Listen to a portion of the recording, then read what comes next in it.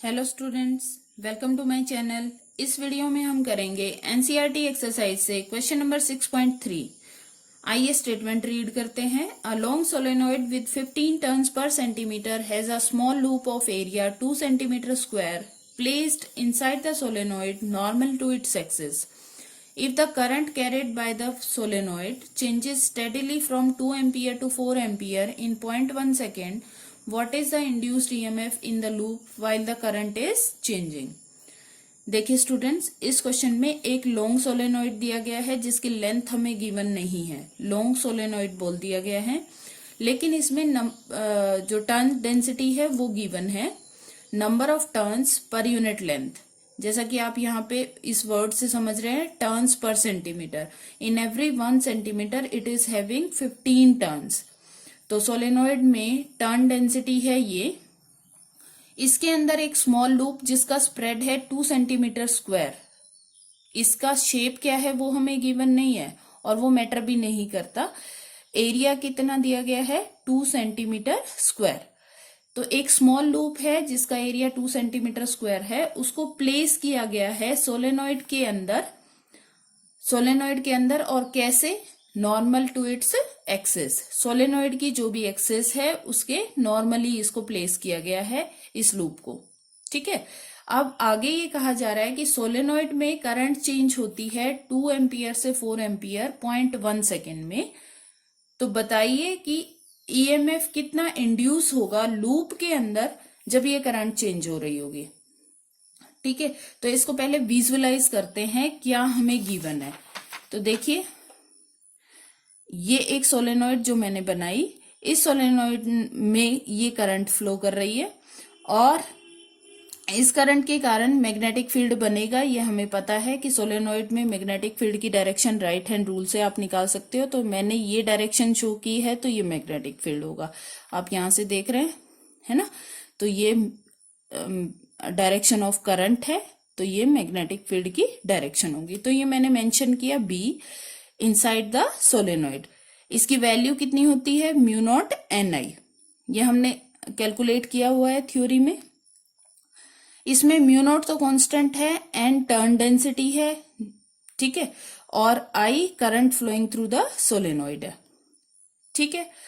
अब यहां पर बी एक जैसा है कि चेंज हो रहा है? तो यहां पर बी चेंज हो रहा है। क्यों? क्योंकि आई 2 एम्पियर से 4 एम्पियर चेंज हो रहा है। ठीक है, तो ये हमें समझ में आया कि बी क्या हो रहा है, टाइम के साथ यहां पर चेंज हो रहा है। तो इस सोलेनॉइड के अंदर जो मैग्नेटिक फील्ड है वो कांस्टेंट नहीं है, वो वेरिंग मैग्नेटिक फील्ड है। अब इस सोलेनॉइड के अंदर एक छोटा सा एरिया प्लेस्ड है। ये एरिया मैंने यहाँ पर स्क्वायर के फॉर्म में दिखाया है। रेक्टेंगुलर आप समझ सकते हो, आप स्क्वायर बना सकते हो, आप सर्कल बना सकते हो, जो भी बनाए, लेकिन इसकी प्लेसिंग ऐसे करें कि ये एक्सिस के परपेंडिकुलर हो। एक्सिस कैसे होती है सोलेनॉइड में? ये एक्सिस होगी, तो इसके परपेंडिकुलरली कैसे रखेंगे? आप इसको विजुअलाइज कीजिए। जैसे ये सोलेनॉइड है, मान लेते हैं कि ये सोलेनॉइड है, इसमें टर्न्स हैं और इसकी एक्सिस होगी इसके परपेंडिकुलर, ऐसे। ठीक है, ये एक्सिस है इसके।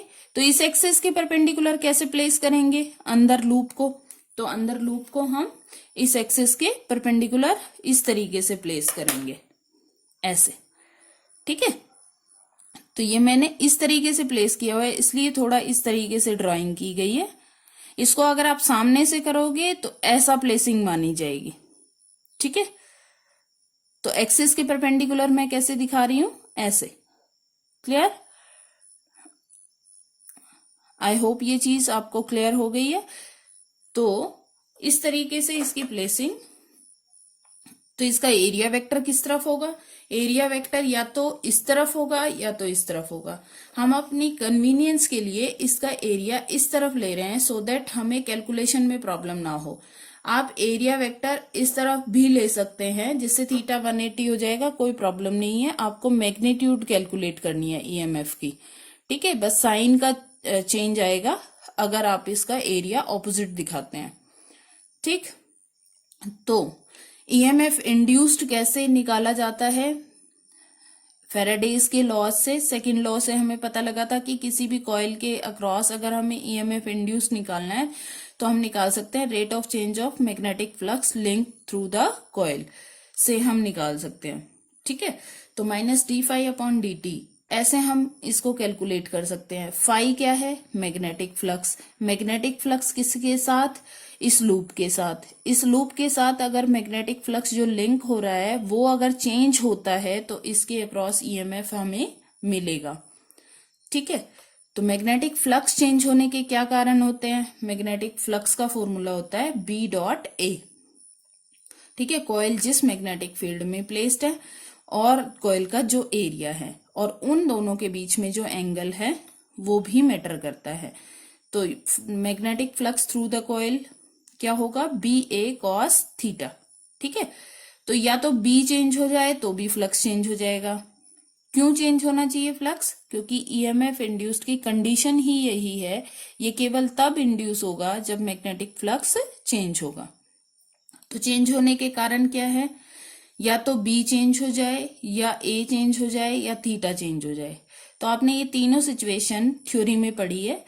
बी चेंज होने का मतलब ये है कि जिसमें ये कॉइल प्लेस्ड है, जिस मैग्नेटिक फील्ड में ये कॉइल प्लेस्ड है, उस मैग्नेटिक फील्ड का चेंज हो जाना, जो कि आपने फेराडेज एक्सपेरिमेंट्स में पढ़ा था कि बी चेंज कैसे होता है। जब हम मैग्नेट को पास या दूर लेकर जाते हैं तो बी की वैल्यू चेंज होती है, जिसके कारण फ्लक्स चेंज होता है इस कॉइल के साथ लिंक होने वाला, और जिसके कारण इसके अक्रॉस ईएमएफ मिलता है हमको। दूसरा केस है ए चेंज होने वाला।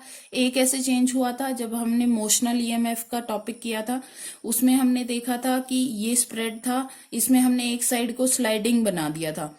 तो जैसे ही हम इसको मूव करते थे तो बी चेंज हो जाता था। बी चेंज होने के कारण यहाँ पर मैग्नेटिक फील्ड थी ऑब्वियसली,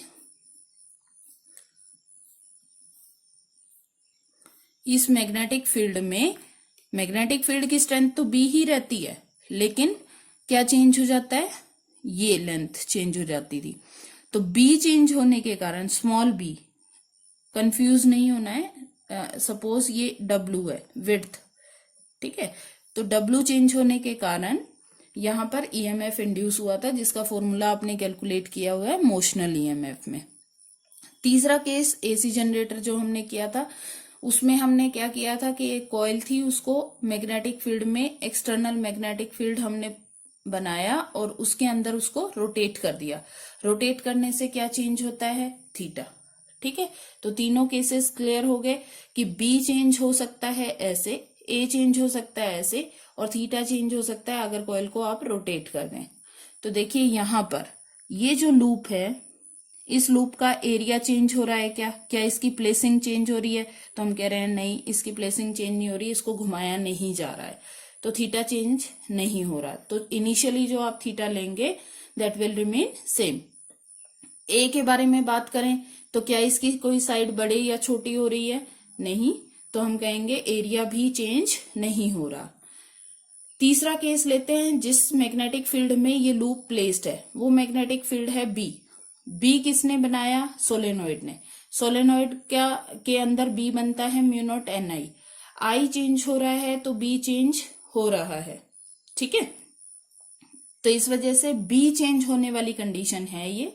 जब बी चेंज होता है तो फाई चेंज होगा, मतलब मैग्नेटिक फ्लक्स चेंज होगा, और मैग्नेटिक फ्लक्स चेंज होगा तो ईएमएफ इंड्यूस होगा। तो यहां पर सबसे पहला जो मैं आंसर आपको दे रही हूं कि इस लूप के अक्रॉस मैग्नेटिक फील्ड चेंज हो रहा है, मैग्नेटिक फ्लक्स चेंज हो रहा है, तो ही ईएमएफ इंड्यूस होगा इसके अक्रॉस। ठीक है, तो हमने चेक कर लिया कौन सी सिचुएशन मिली। ये सिर्फ बेसिक नॉलेज देने के लिए मैंने किया है। अब हम इसको सॉल्यूशन को स्टार्ट करते हैं। ये क्लियर हो गया कि ईएमएफ इंड्यूस्ड कैसे निकालेंगे minus d phi upon D t से। फाई कैसे चेंज हो रहा है, किसके कारण? थीटा तो यहां पर 0 ले लिया हमने अपनी कन्वीनियंस के अकॉर्डिंग, ये एरिया वेक्टर ले लिया, सो दैट थीटा क्या ले लें हम? 0। तो थीटा 0 हो गया, बी ए हो गया। ठीक है, D by D T of B A होगा। इसमें ए तो क्या है? Constant area of the loop, तो कांस्टेंट को बाहर ले लिया, minus A DB upon dt। अब आपको ये स्टेप क्लियर होना चाहिए कि यहाँ पर चेंज जो आ रहा है फ्लक्स में वो किसकी वजह से आ रहा है, मैग्नेटिक फील्ड की वजह से। इसके बाद सिर्फ इसकी वैल्यू पुट करनी है, D by D T of mu not N I. Be inside the solenoid कितना होता है, म्यू नॉट एन आई। तो म्यू नॉट कॉन्स्टेंट है एंड टर्न डेंसिटी है वो भी कॉन्स्टेंट है, तो इनको हमने बाहर ले लिया एज अ कॉन्स्टेंट। अंदर क्या बचा, D I upon D T. तो ये फॉर्मूला हमारे पास रेडी हुआ EMF induced in the loop निकालने के लिए। ठीक है, अब ये वैल्यूज हमें फाइंड आउट करनी है। D I upon D T कैसे कैलकुलेट करेंगे, हमें करंट का चेंज कितना दिया हुआ है 2 से 4 एम्पियर और टाइम कितना दिया गया है 0.1 सेकेंड। तो ये हमने कैलकुलेट कर लिया, D I upon D T 4 minus 2 मतलब चेंज कितना हुआ 2 का, कितने टाइम में 0.1 सेकेंड में। तो ये हो गया D I upon D T is 20 ampere per second. ठीक है, तो D I upon D T हमने निकाल लिया। म्यू नॉट की वैल्यू तो हम सब जानते हैं 4 pi into 10⁻⁻⁷। A area of the loop, loop का एरिया कितना है 2 सेंटीमीटर स्क्वायर। तो सेंटीमीटर स्क्वायर में नहीं रखना है इसको, बस ये ध्यान रखना है आपको, इसको पहले मीटर में कन्वर्ट करना है, एसआई सिस्टम में लिखना है। ठीक है, क्योंकि D I upon D T हमने किस में लिया है, एसआई सिस्टम में, तो इसको भी एसआई सिस्टम में करना है पहले कन्वर्ट। तो सेंटीमीटर स्क्वायर 1 सेंटीमीटर होता है 10⁻⁻² मीटर, तो इसका स्क्वायर करेंगे तो 10⁻⁻4 मीटर स्क्वायर आ जाएगा। तो ये होगा टोटल 2 इंटू 10⁻⁻4 मीटर स्क्वायर। तो D I upon D t हो गया 20 एम्पियर पर सेकेंड, एरिया हो गया 2 इंटू 10⁻⁻4 मीटर स्क्वायर। अब बच गया है एन, एन को भी एसआई सिस्टम में लिखना है, ये ध्यान रखना है। तो एन क्या है 15 टर्न्स पर सेंटीमीटर दिया गया है, तो लेंथ की जो यूनिट है वो सेंटीमीटर सीजीएस सिस्टम में होती है। हम किस में कैलकुलेट करेंगे, एसआई सिस्टम में, तो एसआई में क्या होगा मीटर। 1 सेंटीमीटर में अगर 15 टर्न्स हैं तो 100 सेंटीमीटर में कितनी होंगी, मल्टीप्लाई कर देंगे 100 से, तो ये हो जाएगा 1500 टर्न्स कितने में 100 सेंटीमीटर मीन्स 1 मीटर में। तो टर्न डेंसिटी हमारी होगी 1500 टर्न्स पर मीटर। ठीक है, ये ध्यान रखना है, एन को भी एसआई सिस्टम में लेना है, एरिया को भी एसआई में लेना है, और D I upon D T तो गिवन है एसआई में। तो ये सारा कैलकुलेशन करके इस वैल्यू को यहां पर प्लेस कर देना है। सबसे पहले आपको ये चीज लिखनी है, ईएमएफ इंड्यूस कितना होता है minus d phi upon D t. D phi, phi का फॉर्मूला है B A cos theta, theta यहाँ पर 0 है तो ये बन गया बी ए में ए कांस्टेंट है, d B upon D t हो गया। बी की वैल्यू होती है सोलेनोइड के अंदर म्यू नॉट एन आई। क्यों सोलेनोइड के अंदर, जिस मैग्नेटिक फील्ड में ये लूप प्लेस्ड है वो बी है। ठीक है, इसलिए ये कैलकुलेट किया A mu not N D I upon D T. अब सारी वैल्यूज हमारे पास आ चुकी हैं, हम वैल्यू को पुट कर देंगे। ए की वैल्यू ये प्लेस कर देंगे, म्यू नॉट की वैल्यू 4 पाई इंटू 10⁻⁻⁷, ये आपको लर्न होनी चाहिए। एन की वैल्यू है 1500 टर्न्स पर मीटर, ये ध्यान रखना है, ये गलती हो जाती है। तो ये कितना हो गया 1500, और D I upon D T कितना है 20, तो ये 20 प्लेस कर दिया। ठीक है, इसको कैलकुलेट करेंगे तो हमें मिलेगा 7.5 इंटू 10⁻⁻6 वोल्ट। अब यहाँ पे माइनस इंपॉर्टेंट है या नहीं है, क्योंकि हमें सिर्फ इंड्यूस्ड ईएमएफ के बारे में पूछा गया है, तो आप इसका मैग्नीट्यूड पे फोकस करेंगे कि मैग्नीट्यूड कितना आएगा 7.5 इंटू 10⁻⁻6 वोल्ट। बिल्कुल भी ध्यान नहीं देना है कि यहाँ नेगेटिव साइन आएगा या पॉजिटिव आएगा, क्यों, क्योंकि ये हमारे ऊपर डिपेंड करता है कि हम थीटा क्या ले रहे हैं। अगर हम थीटा 0 ले रहे हैं तो ये नेगेटिव आ जाएगा, और अगर हम थीटा 180 लेंगे तो ये पॉजिटिव आ जाएगा। ठीक है, तो आप इसके ऊपर ध्यान ना देते हुए लास्ट में आंसर लिखेंगे, magnitude of induced EMF will be 7.5 into 10⁻⁻6 volt. Induced word का मतलब ही ओपोज करना होता है, मतलब ऑपोजिट डायरेक्शन होगी, जो भी करंट के चेंज की होगी या मैग्नेटिक फील्ड को अपोज करने के लिए यहाँ पर ईएमएफ इंड्यूस होगा। ठीक है, तो ये ध्यान देते हुए आई होप आपको ये क्वेश्चन समझ आ गया होगा। मेनली जो ध्यान देना था आपको वो ये था कि सबसे पहले तो आपको किसी भी क्वेश्चन को सॉल्व करते वक्त ये जज करना है कि ईएमएफ इंड्यूस होगा कि नहीं होगा। तो उसकी कंडीशंस मैंने बता दी हैं आपको और आपने थ्योरी में भी पढ़ी है, ठीक है। और उसके बाद स्टार्ट करना है क्वेश्चन सॉल्व करना कि क्या वैल्यूज हमें चाहिए और वो वैल्यूज एसआई सिस्टम में है या नहीं है, और उसके बाद सिंपली उस फॉर्मूले में उसको प्लेस कर देना है, you will get the answer. I hope आपको ये क्वेश्चन समझ आ गया होगा। Thank you so much.